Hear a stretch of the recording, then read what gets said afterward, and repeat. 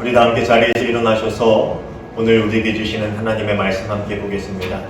오늘 우리에게 주시는 하나님의 말씀은 사도행전 16장 19절부터 40절까지의 말씀입니다. 사도행전 16장 19절부터 40절까지의 말씀 제가 읽겠습니다. 여종의 주인들은 자기 수익의 소망이 끊어진 것을 보고 바울과 실라를 붙잡아 장터로 관리들에게 끌어갔다가 상관들 앞에 데리고 가서 말하되 이 사람들이 유대인인데 우리 성을 심히 요란하게 하여 로마 사람인 우리가 받지도 못하고 행하지도 못할 풍속을 전한다 하거늘 우리가 일제히 일어나 고발하니 상관들이 옷을 찢어버리고 매로 치라 하여 많이 친 후에 옥에 가두고 간수에게 명하여 든든히 지키라 하니 그가 이러한 명령을 받아 그들을 깊은 옥에 가두고 그 발에 착고를 든든히 채웠더니 한밤중에 바울과 실라가 기도하고 하나님을 찬송하며 죄수들이 듣더라. 이에 갑자기 큰 지진이 나서 옥터가 움직이고 문이 다 곧 열리며 모든 사람의 매인 것이 다 벗어진지라. 간수가 자다가 깨어 옥문들이 열린 것을 보고 죄수들이 도망한 줄 생각하고 칼을 빼어 자결하려 하거늘 바울이 크게 소리질러 이르되 내 몸을 상하지 말라 우리가 다 여기 있노라 하니 간수가 등불을 달라고 하며 뛰어들어가 무서워 떨며 바울과 실라 앞에 엎드리고 그들을 데리고 나가 이르되 선생들이여 내가 어떻게 하여야 구원을 받으리이까 하거늘 이르되 주 예수를 믿으라 그리하면 너와 내 집이 구원을 받으리라 하고 주의 말씀을 그 사람과 그 집에 있는 모든 사람에게 전하더라.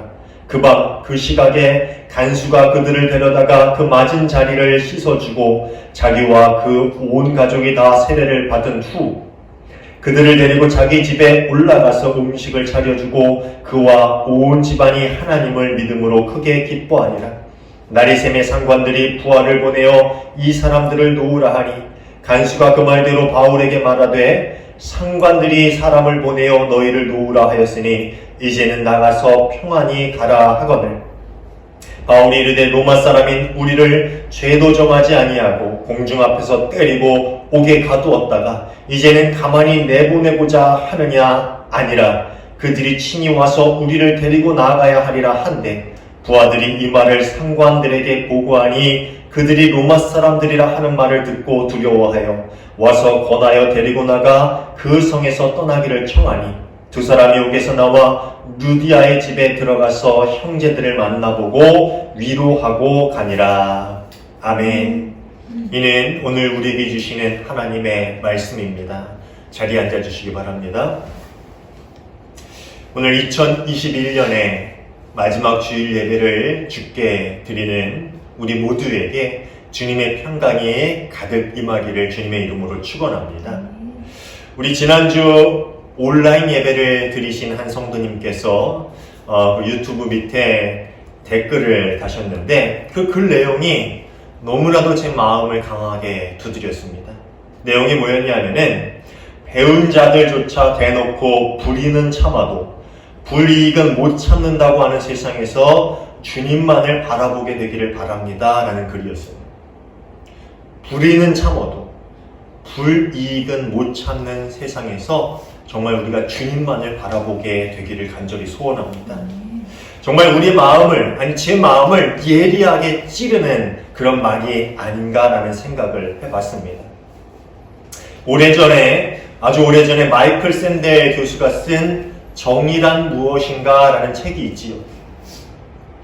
여러분도 아마 한 번쯤은 들어보신 책 제목일 거예요. 정의란 무엇인가. 그 책이 한국에서 베스트셀러가 된 적이 있습니다. 그런데 이 책은 정작 미국에서는 그렇게 인기를 못했던 책이라고 합니다. 그런데 한국에 와서 베스트셀러가 될 만큼의 인기를 누리게 되었지요. 근데 왜 이 책이 한국에서 이렇게 인기 있는 베스트셀러가 되었을까라는 그 이유에 대해서 어떤 사람은 한국 사회의 정의가 무너졌기 때문이다 라고 말하는 사람도 있고요. 또 어떤 사람은 한국 사람들이 근본적으로 선과 정의를 중요하게 여기는 민족이기 때문에 그렇다라고 말하는 사람도 있습니다. 물론 뭐 한국 사회만 정의가 무너져서 한국에서만 베스트셀러가 된 건 아니지요. 미국 사회에 뭐 정의가 살아있고 한국 사회에 무너지고 그런 건 아니잖아요. 제 생각에는요, 우리 한국 사람들이 유교적인 영향 때문에 선과 의, 이 정의, 이런 것들을 중요하게 여기고 그것이 사람이 살아가는데 근본 도리라고 여기는 성향이 강했기 때문에 이 책이 우리나라에서 이렇게 베스트셀러가 되지 않았나라는 생각을 해봅니다. 그렇잖아요. 우리나라는 동방예의지국이라고 그러잖아요. 우리는 선한 것, 정의로운 것을 삶의 도리라고 여기면서 그렇게 가르쳐왔던 민족이잖아요. 그러니까 제가 보기에는 그래서 우리나라에서 이것이 베스트셀러가 되었던 것 같아요. 그런데 앞서 말한 한국 사회의 정의가 무너졌기 때문이다라는 말도 좀 일리는 있어요. 저 어렸을 때만 하더라도 그런 가르침이 있었어요. 바르게 살아야 된다. 사람이 정직해야 된다. 그게 최고다. 그게 사람의 도리다. 뭐 이런 가르침들이 심심치 않게 선생님께 또 부모님께 들은 가르침이기도 했습니다. 제가 어렸을 적에 이 중학생 때였던 걸로 기억이 나는데요. 길에서 지갑을 주운 적이 있습니다. 딱 지나가는데 지갑을 주었는데 그 안에 10,000원짜리 몇 개가 들어있었어요. 그 당시에는 제가 너무나도 가난했던 시절이라 이렇게 뭘 사먹고 싶어도 사먹을 돈이 너무 없어서 제가 그만 그 지갑 안에 있는 그 현금의 유혹을 이기지 못하고 떨리는 마음으로 그 지갑을 주워서 집에 가지고 와서 책상 서랍 안에 딱 넣어놨던 기억이 있습니다. 그런데 얼마 가지 못해서 그 책상 서랍 안에 남의 지갑이 딱 놓여있는 것을 할머니께 들키고 말았습니다. 근데 저희 할머니가 어떻게 하셨을 것 같아요? 아주 저에게 호통을 치면서 세상에 없이는 살아도 남의 것에 손대는 그런 나쁜 일은 사람이 하면 안 된다. 아무리 힘들고 어려워도 남의 것에 손대면 안 된다. 그렇게 한참을 제게 아주 엄하게 혼을 내신 기억이 납니다. 저희 할머니가 저에게는 아주 천사 같은 분이셨거든요. 그런데 그날만큼은 참 속상한 표정으로 아주 엄하게 저를 꾸짖으신 기억이 납니다. 당시 저희 집이 얼마나 가난했냐면요. 종종이 새벽에 근처에 농수산물 시장이 있었거든요. 이 새벽에 농수산물 시장을 가면은 장사하는 분들이 다듬고 버린 배춧잎들이 있어요. 근데 얼마나 가난했냐면은 그 배춧잎들을 주워다가 집에서 김치를 담궈서 먹었던 그런 기억이 있어요. 그 정도로 저희 집이 가난했어요. 그래서 제가 어렸을 때 김치를 안 먹었어요.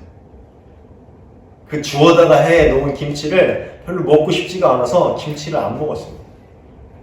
근데 그렇게 가난한 시절을 지나면서도 할머니는 버린 것을 주워 먹을지언정 결코 불의한 일, 나쁜 일은 저지르면 안 된다라고 저를 그렇게 가르치시고는 했습니다. 그런데 시간이 흘러 지금 우리가 사는 사회를 보면은 그런 가르침들이 많이 희석되어져 버린 것만 같습니다. 어떤 짓을 해서라도 부자만 되면 그만이야. 남의 것을 빼앗아서라도 잘 살면 그게 지혜로운 거지. 이런 말도 안 되는 생각과 이런 말도 안 되는 가르침들이 성인에서부터 어린 아이에 이르기까지 만연한 그런 사회를 우리는 살아가고 있는지 모릅니다. 바라기는 우리 교회에서만큼은 하나님의 공의가 살아있기를 간절히 소원합니다. 우리 그리스도인들만큼은 불의 앞에서 분노하고 하나님의 공의를 우리의 삶에서부터 우리 삶 가운데서부터 바로 세워나갈 수 있는 예수님의 참된 제자, 하나님의 참된 자녀가 될 수 있기를 주님의 이름으로 축원합니다. 지난주에 보았듯이 귀신 들린 여종을 이용해서 돈을 벌던 주인들은 자신들의 수익의 소망이 끊어진 것을 보고 분노했다라고 성경은 이야기하고 있어요.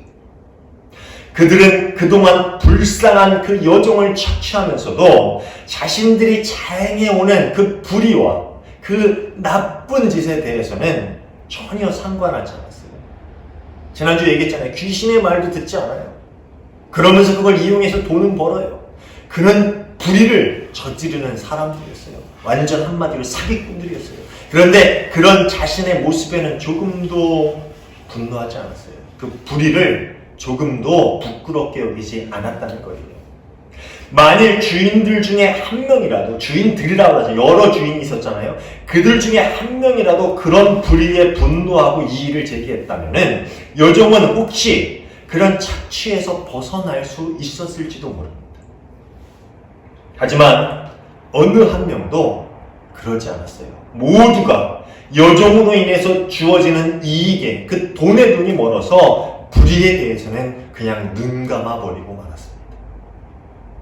그런데 막상 불의에 대해 눈을 감았던 주인들이 자신들에게 불이익이 돌아오게 되자 그에 대해서 분노했습니다. 참지 않았어요. 자신들에게 불이익이 생기게 한 그 바울 일행에 대해서 분노하기 시작했습니다. 바울이 행한 일은 여종에게 선한 일이었죠. 그리고 이 세상에 하나님의 공의를 세워 나갈 만한 일이었습니다. 여러분, 귀신 들린 자에게 귀신을 쫓아내주는 게 옳은 일입니까? 나쁜 일입니까? 그게 꼭 기독교적 교리가 아니라 할지라도 세상적으로 볼 때 그게 나쁜 일이에요? 좋은 일이에요? 그것은 바른 일이었습니다. 특별히 그리스도인들이 볼 때 그것은 하나님의 공의를 세워나가는 일이었어요. 하지만 주인들은 그것을 전혀 상관하지 않았습니다. 그것이 옳은 일이든 나쁜 일이든 그것은 안중에도 없었습니다. 그들은 오직 불이익을 참을 수 없었던 것이지요.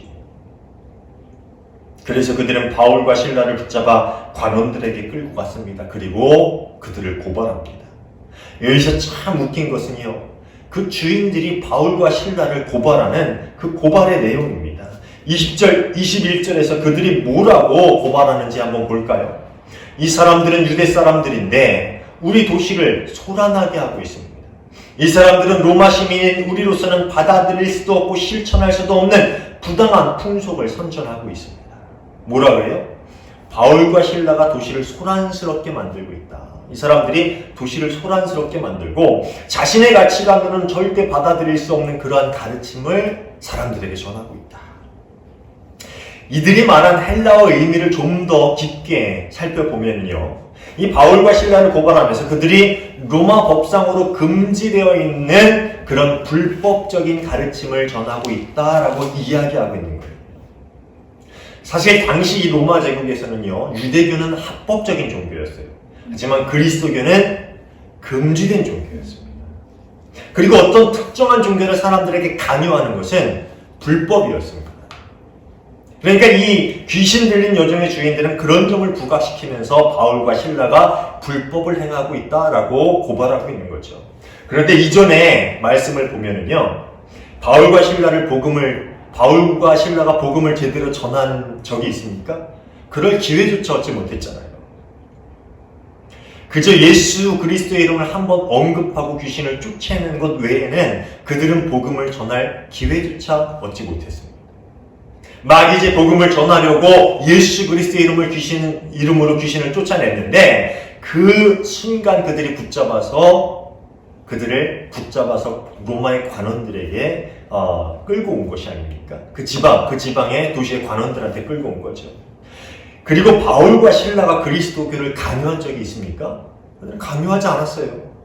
어느 도시에 가든 그냥 그들은 복음의 진리를 전파했을 뿐이지. 그런데 여종의 주인들은 자신들이 당한 불이 그 귀신을 쫓아내서 더 이상 이득을 얻을 수 없는 그것으로는 바울과 실라를 고발할 수 없다는 것을 분명히 알고 있었어요. 그것은 죄가 되지 않기 때문이죠. 그래서 그들은 자신들의 분노를 풀기 위해서 거짓으로 바울과 실라를 고발하고 있는 것이지요. 불의한 이들이 거듭해서 자신의 불의를 덮기 위해서 불의를 되풀이하고 있는 모습을 우리는 지금 보고 있는 것입니다. 사랑하는 여러분, 불의는 불의를 낳습니다.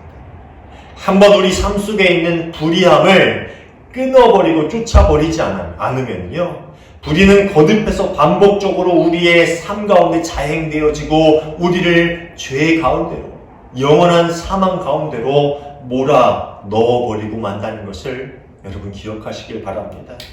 오늘 한 해의 마지막 주 예배를 우리가 드리고 있는데 이번 주에 한 해를 마무리하면서 그동안 우리 삶 가운데 끊어버리지 못했던 불의한 일들, 또 죄된 그런 모습들이 무엇이었는지를 돌아보면서 예수 그리스도의 이름으로 단호하게 그것들을 끊어버리고 새해를 맞을 수 있는 저와 여러분 모두가 되시기를 간절히 소원합니다. 결국 그들의 거짓 고발로 인해서 바울과 실라는 끌려가 매를 맞게 됩니다. 22절입니다. 무리가 그들을 공격하는데 합세하였다. 그러자 치안관들은 바울과 실라의 옷을 찢어버리고 그들을 매로 치라고 명령하였다. 그냥 때리는 것도 아니고 어떻게 때려요? 옷을 벗기고 옷을 찢어버리고 매를 칩니다. 정말 가혹한 형벌을 그 둘에게 가하고 있습니다. 그런데 이 형벌 앞에서 바울과 실라는 어떤 자기 변호도 하지 않는 것을 보게 됩니다. 여종의 주인들이 거짓으로 자신들을 고발하고 있다. 그렇게 자신들은 절대 로마의 법을 어긴 게 아니라 불쌍한 한 여인을 고쳐준 것 뿐이다 라고 변호할 수 있었는데 이 바울과 실라는 아무런 자기 변호도 하지 않습니다. 그리고 우리가 알고 있듯이 이 바울과 실라는 아주 특별한 권리를 가지고 있었어요. 그게 뭡니까? 로마의 시민권을 가지고 있었죠. 그가 그 사실을 밝히면 그는 당장 그 억울한 송사에서 벗어날 수 있는 권리를 가지고 있었어요. 그가 나는 로마 시민이요, 이 억울한 송사에 나는 승복할 수가 없습니다라고 하면은 로마 시민을 어떻게 함부로 이렇게 벌할 수 있습니까? 정식 재판을 해서 그게 거짓인지 진짜인지 밝혀내고 그 후에야 벌할 수 있는 것 아니겠어요? 그런데 바울은 그것을 밝히지 않아요. 오히려 그것을 밝히면은 자신을 거짓으로 송사한 사람들을 역고소할 수도 있는 상황이 벌어질 텐데 그들은 그저 어떤 변론도 없이 묵묵히 때리는 그런 매를 맞고 있습니다. 재밌는 사실은 뭔지 아세요? 바울이 매를 맞고 감옥에 갇힌 채 하루를 보내고요. 다음날 풀려날 때에 비로소 자신들이 로마의 시민권을 가진 사람들이다 라고 그렇게 이야기를 합니다. 37절 한번 볼까요? 바울이 그들에게 말하였다. 치환관들이 로마 시민인 우리를 유죄 판결도 내리지 않은 채 공공연히 때리고 감옥에 가두었다가 이제 와서 슬그머니 우리를 내놓겠다는 겁니까? 안 됩니다. 그들이 직접 와서 우리를 석방해야 합니다. 맞을 때는 로마 시민이라는 걸 얘기 안 했다가 다 맞고 감옥에 실컷 있다가 풀려날 때 되니까 우리가 로마 시민이요 라고 이야기합니다. 이 바울의 말을 들은 관리들, 그들의 상관들은 두려워하기 시작합니다. 왜냐하면 그들이 옳지 않은 행동을 했기 때문이지요. 적법한 절차도 밟지 않고 로마의 시민을 때리고 옥에 가둔 자신들의 행동은 누가 봐도 부당한 처사였어요. 또 한편으로 보면은 로마를 무시하는 행동으로 비춰질 수가 있어요. 그래서 이제는 도리어 자신들이 벌을 받을 수도 있는 상황에 처해지게 된 것이지요. 그러니까 나중에 어떻게 해요? 그냥 슬그머니 제발 그냥 여기를 떠나 주십시오 라고 해가지고 조용히 바울과 실라를 바울 일행을 보내주게 되지요. 그렇다면 매를 맞고 감옥에 갇히기 전에 바울이 이 말을 했다면은 매도 안 맞고 감옥에 갇히지도 않았을 텐데 왜 이제 와서 고난을 다 받은 후에 그제서야 그 말을 했던 것일까요? 왜 바울이 매를 맞기 전에 아무 변론도 하지 않았는지 성경은 그 이유를 정확하게 알려주고 있지 않지만 다만 그가 모든 상황에서 자신이 가진 그 권리를, 세상적인 권리를 사용하기보다는 그저 하나님이 이끄시는 대로 스스로를 맡겼기 때문이 아닐까라는 생각을 해볼 수가 있지요. 그리고 그들이 나중에 굳이 풀려나면서 자신들의 신분을 밝힌 이유는 뭐냐면은 감옥에서 풀려난 이후에 이들이 이제 또 뭘 하겠어요? 그곳에서 복음을 전할 거 아닙니까? 그 인근 지역에서 복음을 전할 때에 이제 자신들이 아무런 제약 없이 복음을 전할 수 있게 그런 권리를 보장받기 위해서 자신들의 신분을 밝히게 된 것이지요. 자신들이 당하는 불이익 앞에서 그들은 그저 담담한 모습을 보여주고 있습니다.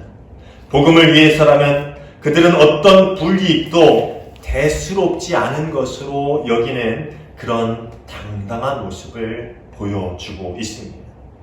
그리고 한 가지 분명한 것은 그들이 이렇게 묵묵히 고난을 감내한 그 일로 인해서 빌립보에서 두 번째로 누군가가 복음을 받아들이고 그리스도인이 되는 역사가 그날 밤에 일어나게 되었다라는 것이지요.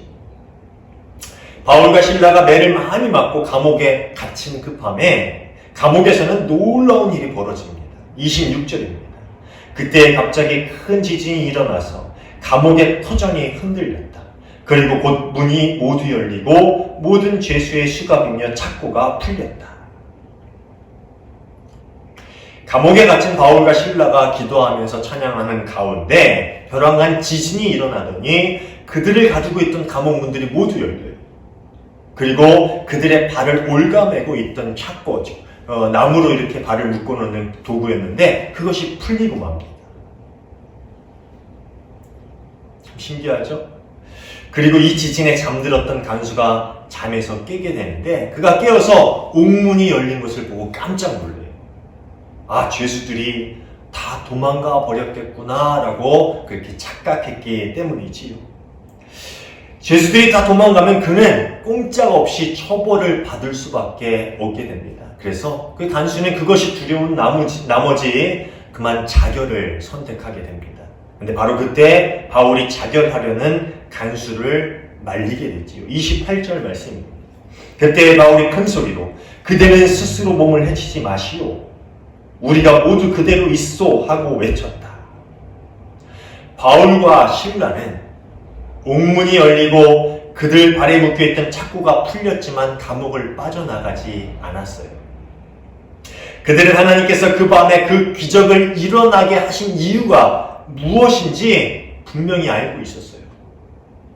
그것은 자신들의 생명의 안전을 위해서라기보다는 복음 전파의 도구로서 하나님의 그 모든 일을 일어나게 하셨다라는 것을 그들은 알고 있었기 때문에 자신들이 유익을 구하기보다는 그 순간 하나님이 원하시는 일이 무엇인가, 하나님이 우리가 이루기를 계획하신 일이 무엇인가라는 것을 고민하고 그것을 선택하였던 것이지요. 그리고 감옥에서 일어난 모든 일과 탈옥의 기회가 주어졌음에도 아주 평온한 모습으로 감옥 안에 앉아있는 그 바울과 실라를 본 그 간수는 이제까지 자신이 가져왔던 모든 가치관들이 무너지는 것을 한 번에 경험하게 됩니다. 29절 30절 말씀입니다. 간수는 등불을 달라고 해서 들고 뛰어들어가 무서워 떨면서 바울과 실라 앞에 엎드렸다. 그리고 그들을 바깥으로 데리고 나가서 물었다. 두 분 사도님, 선생님, 내가 어떻게 해야 구원을 얻을 수 있습니까?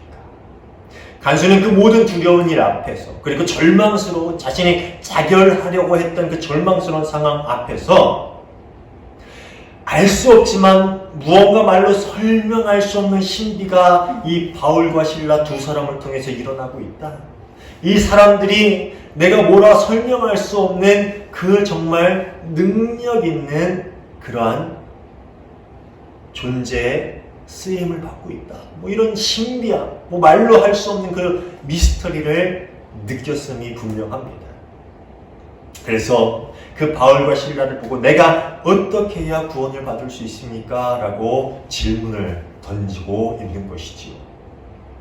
하지만 아직까지 이 간수가 말하는 구원은 그리스도의 가치를 담고 있는 그런 차원의 구원은 아니었습니다.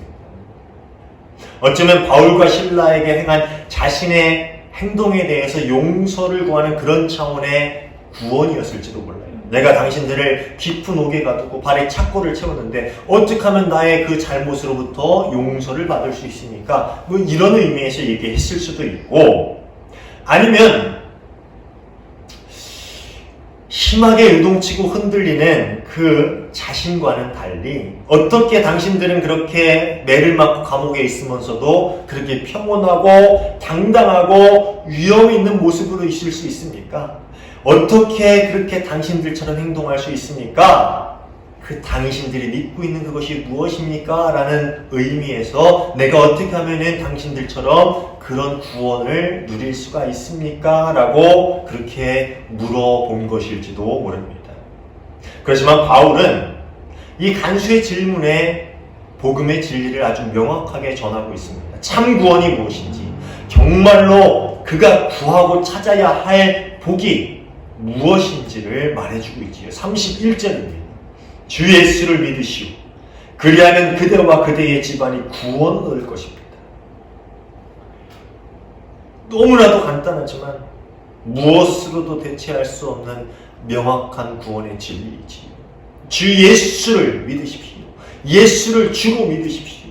세상의 주인이신 예수 그리스도, 우리 인생의 주인이신 예수 그리스도, 우리 죄를 대신 짊어지시고 십자가에 죽으신 예수 그리스도, 그리고 부활하심으로 우리에게 영원한 생명을 약속하신 예수 그리스도, 그 예수를 믿고 그 예수가 우리의 주인이 되게 하십시오.